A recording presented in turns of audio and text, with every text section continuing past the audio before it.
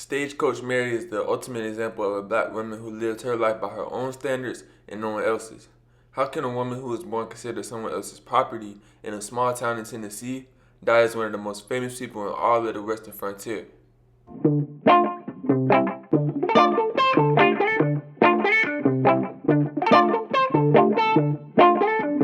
Mary Fields was born into enslavement in Hickman County, Tennessee, sometime during 1832. She was emancipated during or after the Civil War and found work on a Mississippi River steamboat. While working on board, she met with Edward Doon, a wealthy white politician, and he hired her to work in his own home as a servant. A few years later, after Doon's wife died and he sent his 5 daughters to live with his sister Mother Mary Amethyst, Miss Mary Fields went with them as well to live in Toledo, Ohio. In 1884, Miss Amethyst was sent to Montana to set up St. Peter's Mission, a school for Native American girls near Cascade, Montana.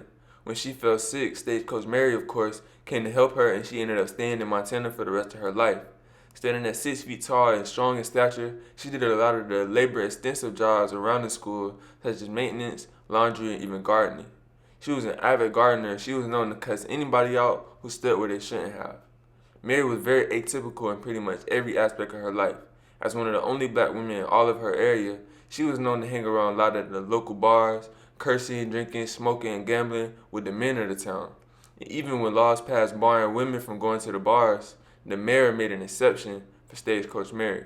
In 1894, a white man complained about Mary making more money than he was. She was making about $9 and he was making about $7.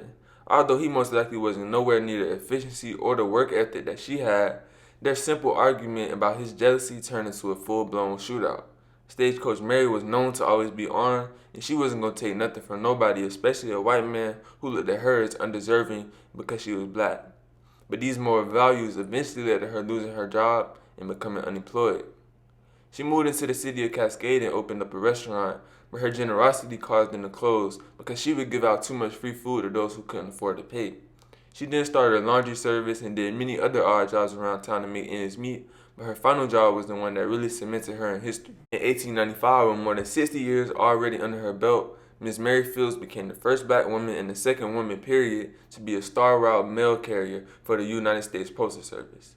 This wasn't no riding around in an air-conditioned USPS van all day. She rode her stagecoach through the grueling weather of northern Montana and carried a pistol as well as a shotgun to fend off any thieves who had the courage to try her or any wolves who wanted to try and take her life.